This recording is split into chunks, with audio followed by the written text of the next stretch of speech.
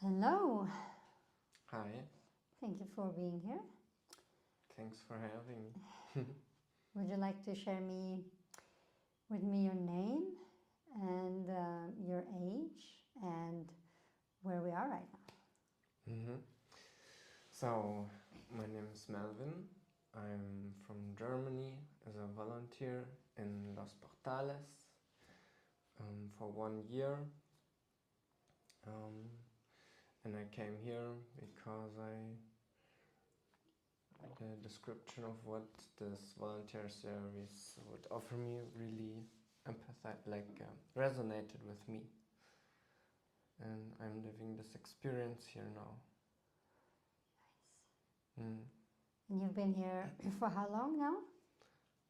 Since September, so it's almost 6 months now. Yep. Right. And so you are doing a volunteer program. Can you explain me a little bit about how that program operates? It's the ESC, European Solidarity Corps, from the European Union. It's all through Europe to connect the youth, to make them more aware of other cultures and give them the opportunity to explore different cultures and work there and have more contact with people there and in the same age also. With the intent of helping the local community, people in need. Right. And how many people from that organization are here now in Los Portales while you are here? Right now we are 6 volunteers. Right. And would you like to share me a bit of your first impression when you arrived? Yeah. So yeah, I remember when I came here and I just got to explore a bit the place.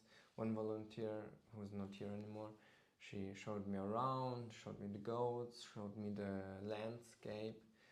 It was like so amazing. And during this weekend I was once in the bathroom and I was just thinking, wow, everything, like getting to see what place I am in now. I was thinking, wow, like I'm in a dream, and it seemed like totally amazing, like the perfect thing for me that I want to live and explore. I was really blown away. And what made you choose this place? How did you find Los Portales out of all the places that your organization offers or that they are in connection with, collaborating with?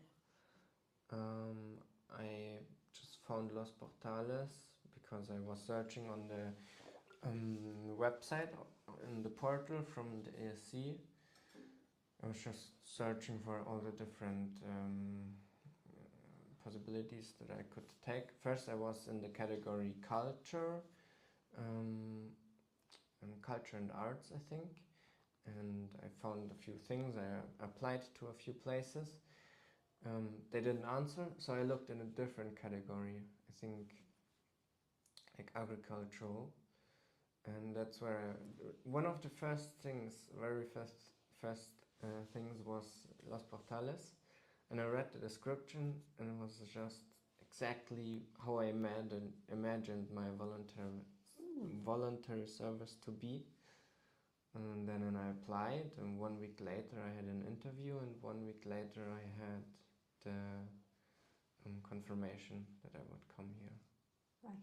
So it was really like intuitive. I looked again in the portal and I found this and applied, and instantly it worked, kind of. And then the organization covers your accommodation and food while you're here? Yes, And some pocket money as well? Or? exactly. Okay. Mm-hmm. So so you can take some time off and go to the next town, or Theoretically. right. And as I've gotten to know you now over this past month, yeah, would you like to share a little about, yeah, based on your first impression and now that you've been living here for this time, how your experience is of this place now after being a volunteer and living here and contributing to the work and the yeah, like the social structure of the place and finding your place here. Would you like to share a little bit about that? Sure.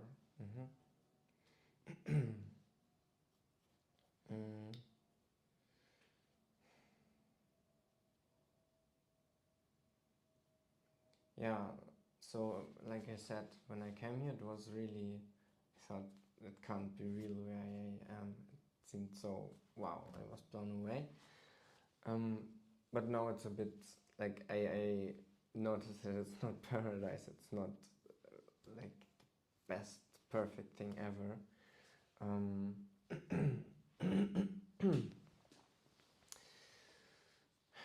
What so what kind of put my energy a bit down, because I came here with a lot of energy, a lot of motivation to do a lot of things, explore whatever is to explore here, and come up with my own project and ideas.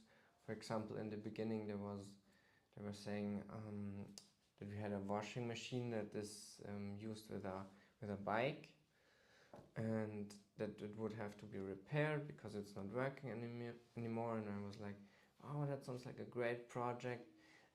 They actually had a new washing machine then, like one to build a new machine with, because the other one was totally broken.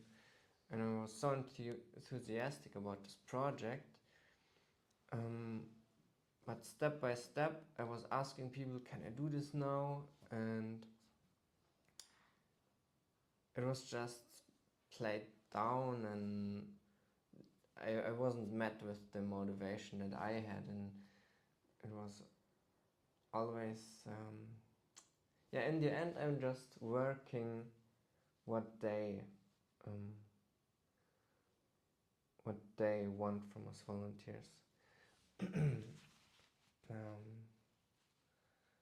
I would have loved to do more construction and follow the things that I'm just having my own passion about, but in the end those things were played down.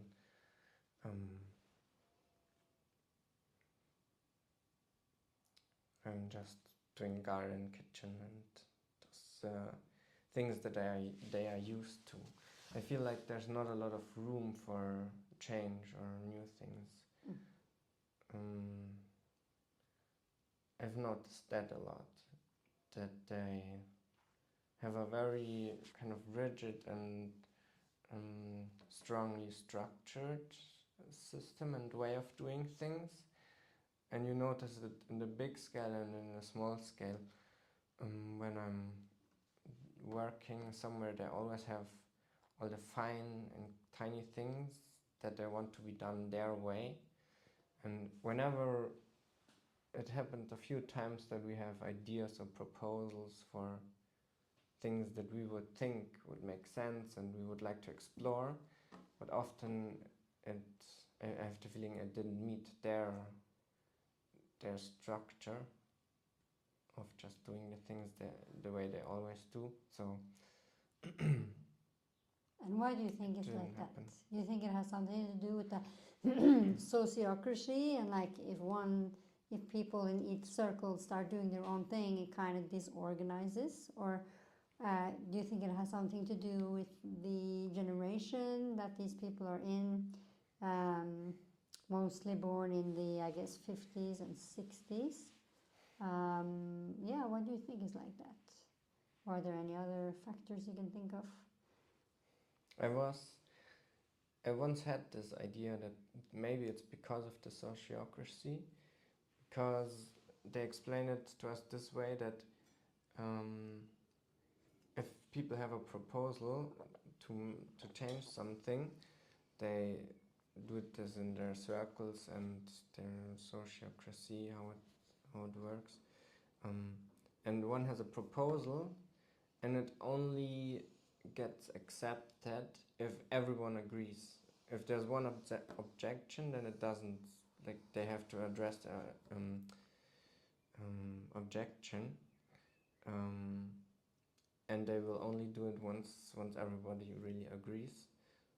That's the theory we were told. And then I'm thinking, okay, this sounds like a really rigid system to make new things happen, because you have to have the yes from everyone.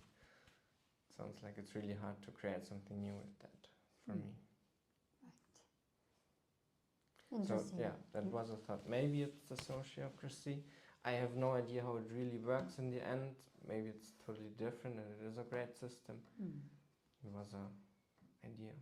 But it's an interesting perspective, because the sociocracy seems like a very effective way to organize so many people to be as autonomous as possible without having much management, right? Just operating within the circles, but at the same time challenging with innovation, and especially then young people as yourself, volunteers and people who have different perspective from different cultures. It's a valuable source of wisdom and, you know, inspiration that you guys come with that maybe doesn't really fit into that structure or has the best value, because they need support from you guys to facilitate their project, right, and the way they operate things. So would you like to share me a little bit about the type of work that you do here as a volunteer, how your days look like, when you get up, what hours you work, when you go to bed, how many days a week you work? So during the week, from Monday to Friday, we work now it's from 8:30 to 1:30. And on Monday, Tuesday, we also work 2 hours in the afternoon from 3:30 to 5:30.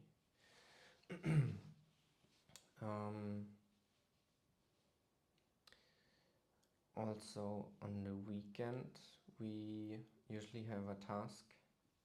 They're saying, because we are living in the community and we don't have to cook for ourselves, and like we have the community system that supports us, we should also help them 3 hours during the weekend. So we do some kitchen or dishes during the weekend. But usually during the week, the biggest tasks always are kitchen. They always need volunteer per day in the kitchen, and we have a few volunteers in the garden, and then there's some other tasks. Some are trained to go to the goats, to milk the goats in the morning. Then me, every Tuesday I go to the bakery. There's also kombucha making, but I didn't do that yet. That's about what we work. And well, in the afternoon we also often have some workshops like dream session, process work, or a different workshop. There's a list of options. Right.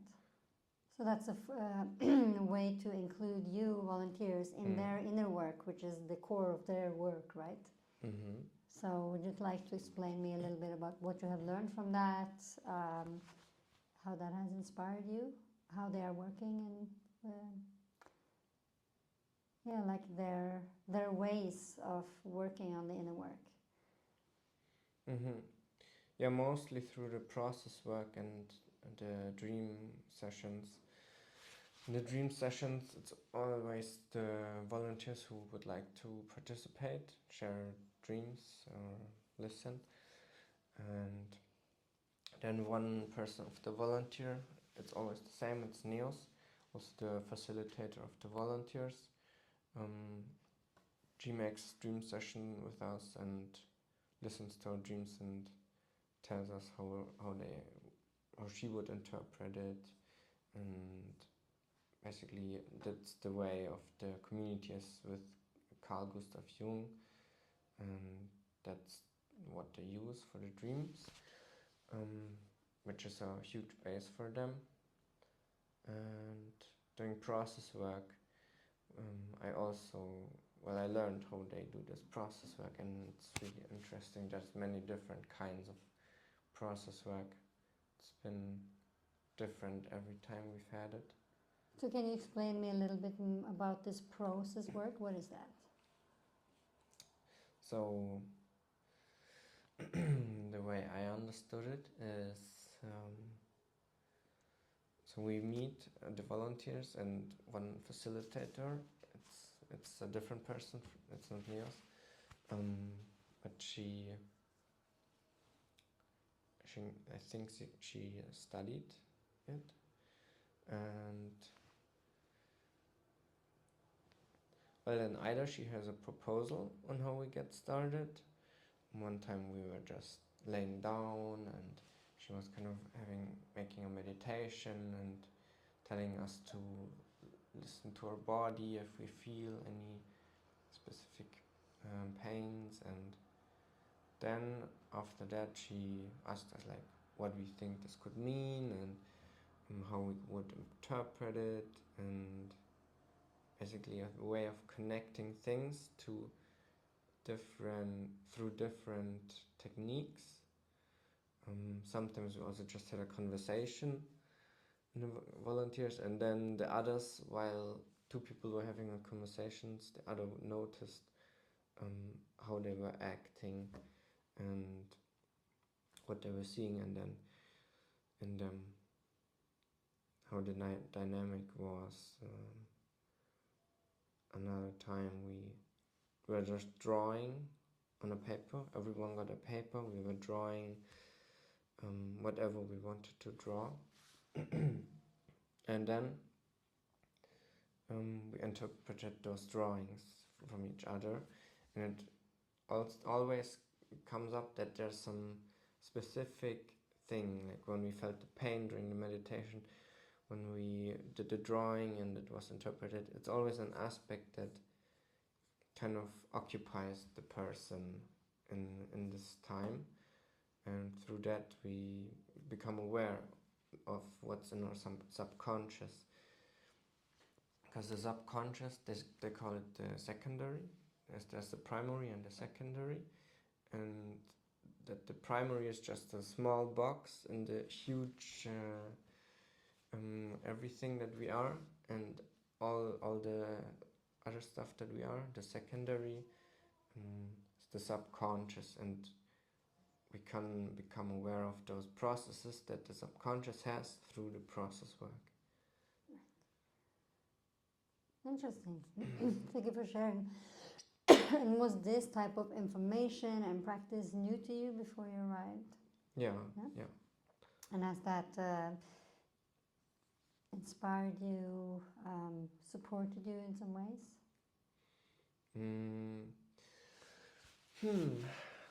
So I think I'm in general a really a person who listens to what is going on in my life and thinking what I should do next, or listening to advices that I get from different sources, and I do, how do you call it, inner work, self work, and basically the process work has just helped me confirm a lot of things for me. Just things that I'm working on with myself. So it's definitely a tool to notice. Right. So you think you will leave here, yeah, from listening to you, like listening to your inner advice, and instead of just from the outside, or both in some way. Yeah, process work is also about just things that come up from yourself. It's nothing that anyone tells you, it's all coming up from yourself. Beautiful. Nice. That's a valuable experience to bring. And I guess when you applied for Las Portales, that's not why you chose this place, right? So it's coming like some extra gift for all of you. Yeah. It was a really nice surprise to have this. So, would you like to tell me about what you've learned the most from here? Maybe the most challenging thing, potential conflicts, things that have, moved you in some way. You know, we often learn a lot from like when things aren't the way that we want, as an inspiration to take action to create what we want or become the leader that we need, right? So would you like to share some of your experiences? Yeah. So what I said before, that I had a few ideas that I wanted to, for things that I could do here, it didn't turn out like that. It seems much, well, I can't really work the way I would have loved to. I'm just really rather helping them. But it's become, okay. So I'm learning to put aside my own vision, really, and to help them in that way. Basically to learn to just guess I've learned to work in a place like this.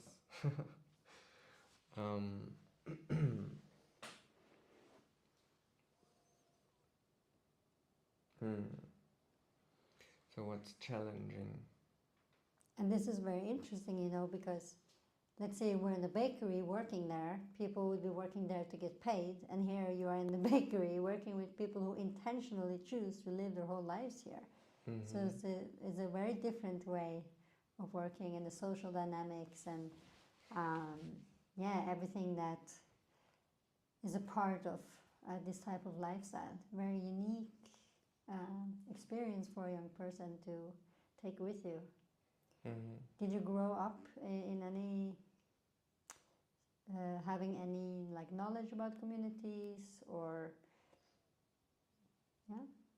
The funny thing is, I didn't know really about what communities are before I came here. I didn't have any contact or so with communities. And yeah. Interesting. I was thinking of something before when you asked me. Yeah, I'm sorry, I interrupted you a little bit about the challenging, like what challenging situation or something that has not maybe worked the way you were expecting or hoping, and what you take with you from this.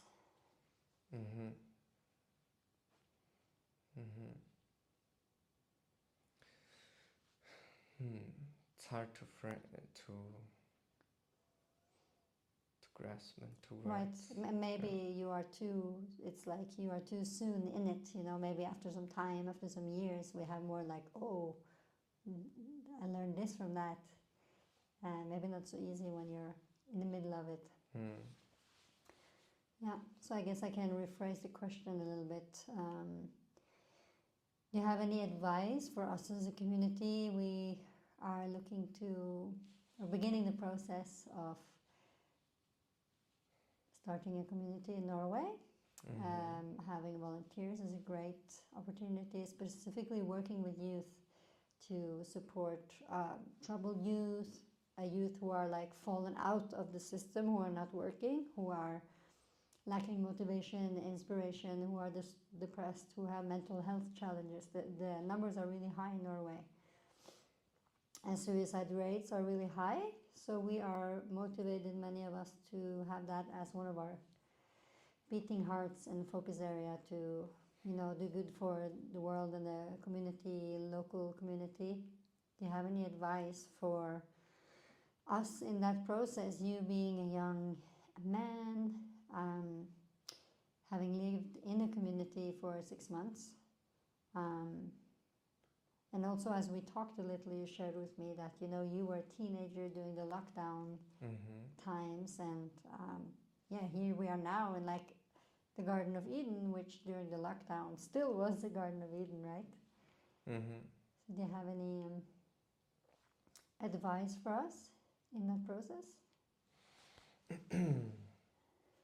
So what I would wish for as an improvement for myself, what would make me be more invested here, for example.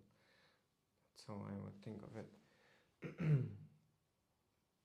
So yeah, I would definitely like more freedom to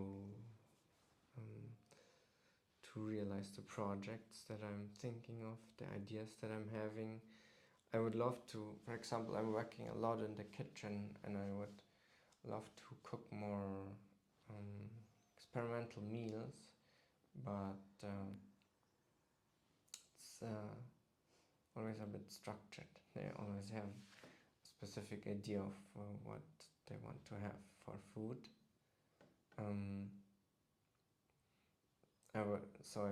You normally like to have more freedom to try out what I want to try out.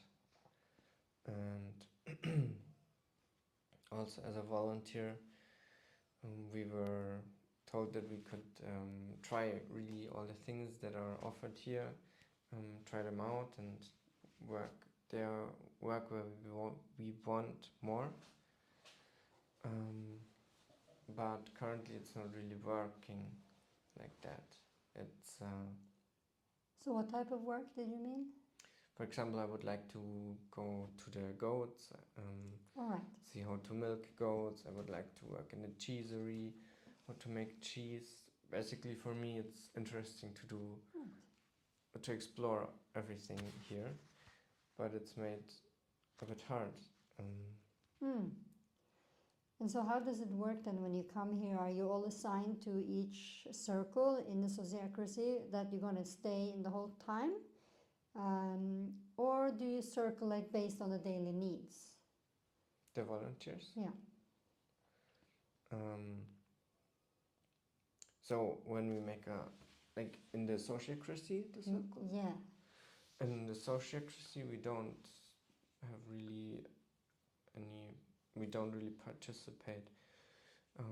We have one represent in the volunteers who talks with the volunteer facilitator, and she is in the circle. She's from the community. Okay, right. So that's basically all the influence we have in the sociocracy. Right.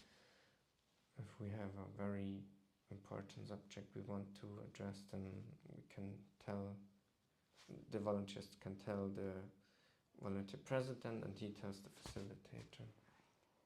And do you experience that you are being taken serious and that they listen to what you are bringing back to them? No.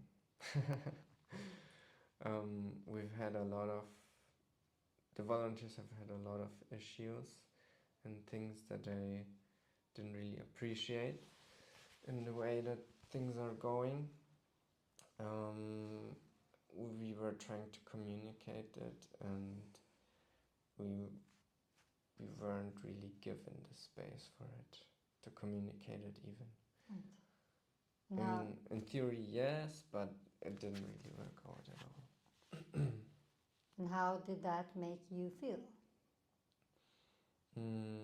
So for me, I've noticed that it's just like an endless fight for all the things that we would love to have different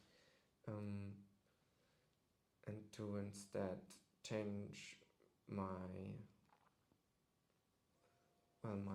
myself to accept that this is how it is and to be okay with that. For example, we have to wash our clothes by ourselves, by hand. We don't have any washing machine, and all the community does have a washing machine. And then sometimes there are weeks where it rains and our washing line doesn't have a roof, and basically we are running around with dirty clothes all the time. And whenever we just mention the topic towards the community, it's noticeable that they just say, oh yeah, do this, do that, but they don't really listen to us. They just make us think of a different way to accept it, while the community is all washing their clothes in the washing machine. Right. Yeah, because they have, just for the listeners, they have apartments 45 minutes drive in the next village. They own a few apartments where they have washing machines, and a few of them live part-time, right? And for me it was really, it's not a big problem to wash the stuff by hand, but I thought of it as a great experience to learn this. But then having realized that the community doesn't wash by hand, it's like an inequality, and then there's not, okay, then we are volunteers, we are a bit lower, or they don't have the capacity to also wash our stuff, but then there's also not really a heart behind telling us to wash by hands, not a helping hand. No one is showing us how to do it exactly. We're just, yeah, there's the washing place, and that's all we know. Right. I have never seen a single community member there to show us how to do it, or yeah, it's. So what would you? They have washed our clothes, by the way. We have given our clothes to them a few times to wash in the washing machines. So I'm wondering, what would you have needed to make you feel more heard and safe here? So it seems like they're missing like some feminine touch or some warmth or like something in here. Can you reflect on that a little? What could have made you feel more heard and seen and valued here? Well, as I said, I see it as an argument, and that they don't have the capacity, or something doesn't work, that they also wash or volunteer clothes, but that at least someone would come and show us how to do it and explain us and have empathy that we have to do it, and but it's not like that. At least you got one very cool, very clean jumper. Yes. Well, this one, it looks clean, right, because it has a lot of patterns. But you don't see the stuff that's not so clean. Right. And a little bit back to, we were talking about the circles and your work here. So what I was really wondering was, when you arrive as a volunteer, are you assigned one group that you will work for the whole time, like goats or garden or kitchen or construction, or are you all placed by the needs on a daily basis? It's basically a weekly basis, kind of. Every week we have the volunteer meeting, or well, basically the schedule meeting, where as volunteers we meet, and the community gives us a list of the tasks that need to be done for the week, and how many volunteers they need for this task, and then it's the volunteer's task to assign each volunteer to those tasks. And in the end,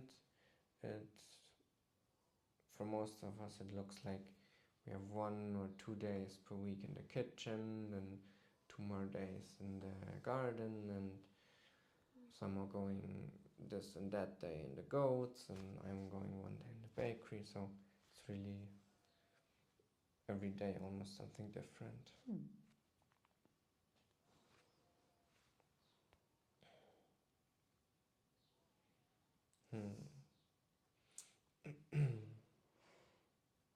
Trying to come up with a great question. Great question. Yeah, I'm a bit tired. Anything that comes to mind from you? From your subconscious? From my subconscious, no. Yeah, with the challenges, for me, what I've learned here is to accept and to so it's so hard.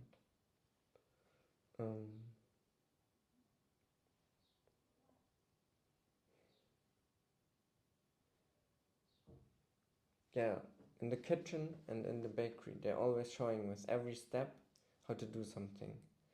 And in the beginning, this was so annoying.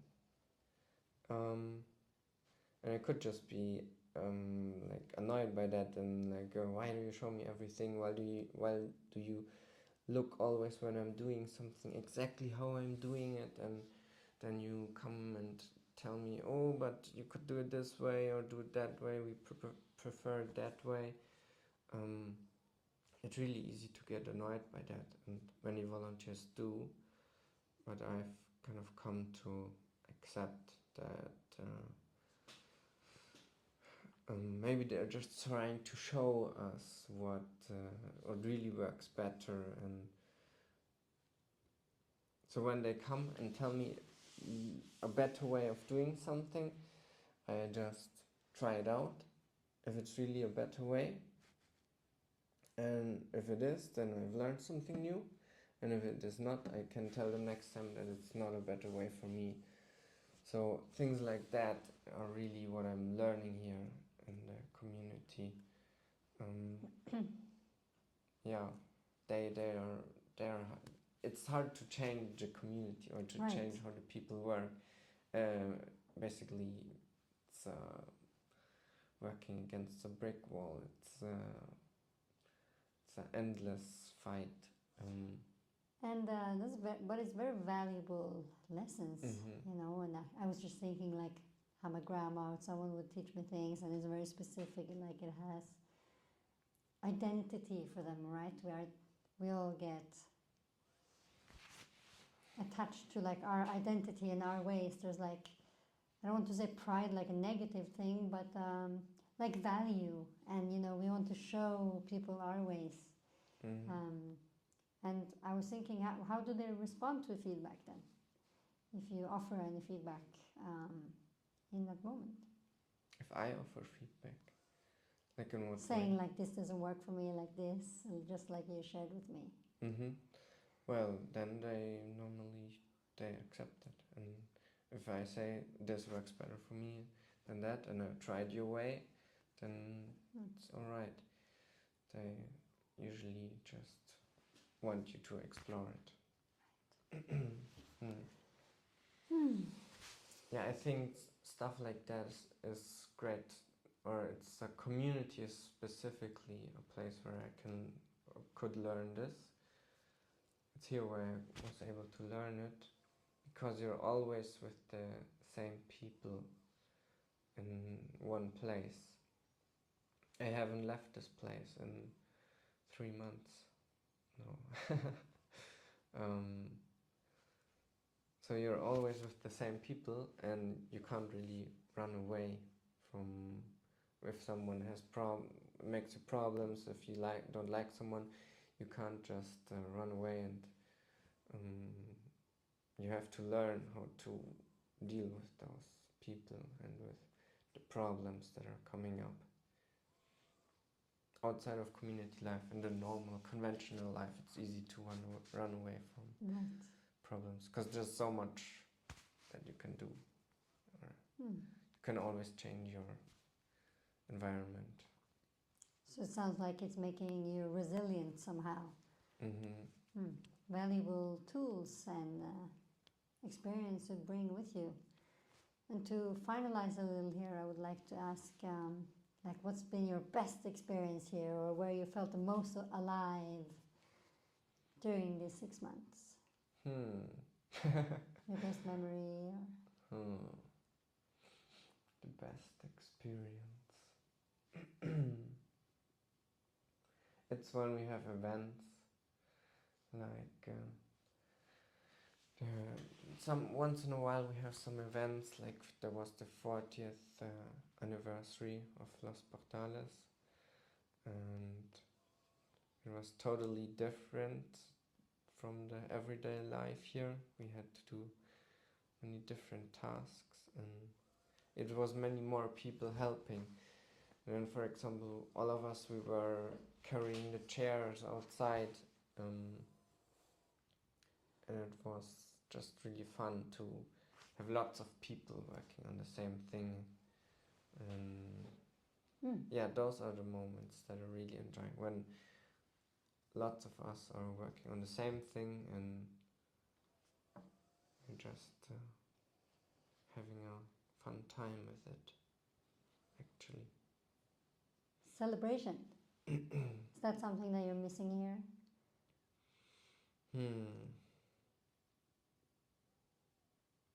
Well, since we kind of have every Saturday, we have a party. They call it a party, but I miss a bit the music. Can you explain the Saturday here? On Saturday we have a nice dinner, some good food. If we have meat, it's more likely to be on Saturday. And everyone dresses well, put something nice on, and most people are showered. And we have candlelight. Most people have showered. That's worth mentioning. Put candlelight on. After dinner we have biscuits and cookies that the children made. And sometimes we have music after. But no dancing? No, also dancing. Also dancing? Course, yeah. Ah, cool. Great. But the last weeks it hasn't been really much partying, because I think we are missing volunteers right now. And because one of the person just spent the last few days of their life here, right? It's been a bit of a grieving process and cocooning, and that's when we arrived in the beginning of this death portal opening. So it's been interesting for us as well to, yeah, it's like a little contraction that happens, when that space opens up. And But actually I haven't really noticed this death situation in the community. It's not really something that feels like it's coming up in a big scale. Okay, interesting. It's not really affecting the grand dynamic. That's interesting feedback from your perspective.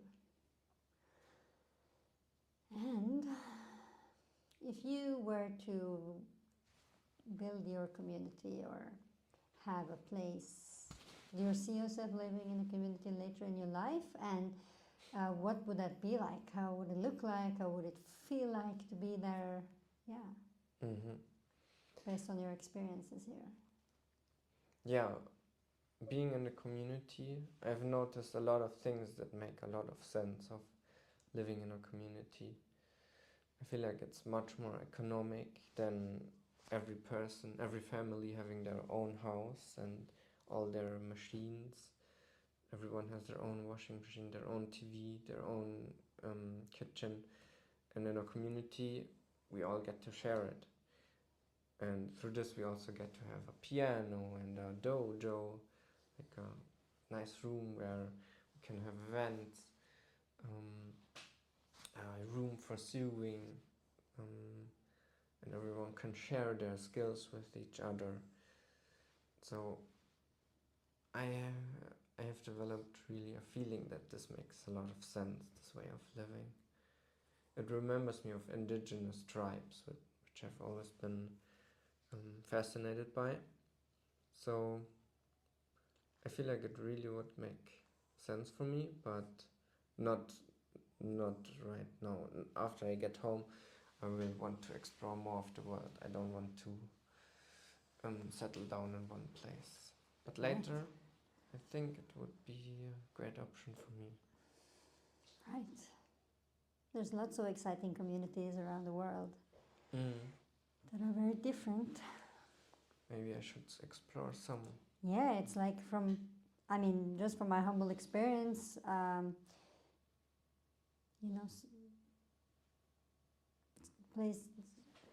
place attracts a certain people who are drawn to a specific way of life or a type of inner work or like deep focus that they become really good at, and then not so good at other things, because I guess we can only be experts at so many things, right?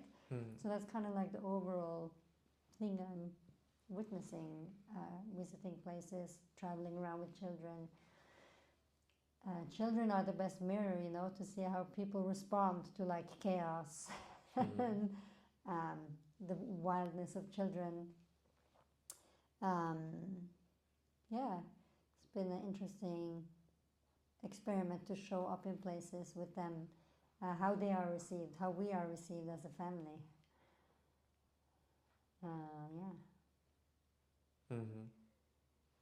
So it would be wonderful to have you visit our community one time if you would like. Definitely. Yeah. I would really enjoy that. I'm really interested in seeing what you come up with. And maybe I can ask you a little about that to finalize, because we have gotten to know each other a bit, working in the kitchen and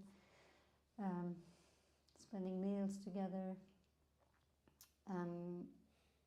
We are creating this village portal, a place, an online journey to facilitate the process to discover how to build a village and with who and where and how and when, based on what principles and practices, all of these large, very complex questions, as a way to like minimize the risks of just buying land with your best friends and not having done all of that preparation work, both the mental and the inner work, to prepare for this type of life, because it's quite a different life than to live, as you were just saying, everybody having their own houses and units.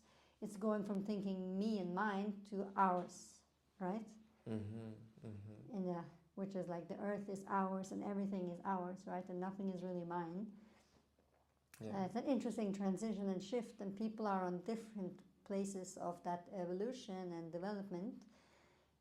And I guess the dream for us is to find a way to integrate that, to have freedom and autonomy and independence, whilst also having very much a collective focus and beating heart. So we are creating this village portal as a way to offer a service for us to be able to figure out how we can do this back home, and also offers as a potential service for others, let's say in a different country, who are interested in this, who don't know where to begin. We can help them by the service of the village portal. So how does that concept of a structure and business and way of doing things resonate for you? It's your business to help other communities or other people who want to build a community, Right. And also to help yourself build a community. Yeah, first we do it for ourselves as the process, and if and when that succeeds and we have a place and we're running, to offer that as a service, and in that way employ quite a few of us as facilitator of the village portal for other people. Because the way we see it, the world is needing this, like you are saying. It makes a lot of sense, right? To kind of go back a little bit, integrate some aspects of the new world with the old. I was just curious if you had any comments on that, or suggestions for us, or compliments, or feedback or critique? I mean, it's definitely a great tool. It's great to promote the community life, eco-villages. So I'm happy that you're doing this. I wouldn't really know what I can't. I don't have like a big opinion on that. Any advice or so? Good luck is a good advice. Good luck. Yeah, of course. Yeah. Right. I wish you good luck with it. Yeah, thank you, and thank you for contributing with your experience and your wisdom and your time. You're welcome. Thank you for these weeks together here. It's been wonderful for a little family too. Yeah, it was really nice having you here. Lots of interesting and very, like, you're doing a lot of things and very big things. I find that really inspiring. Thank you. I mean, yeah, I really wish that your community will get good, and you're doing so much for it, traveling around and visiting all kinds of communities, so I think you have very good chances of building a great community. Woohoo! Exciting. Right, thank you very much, Melvin. You're welcome.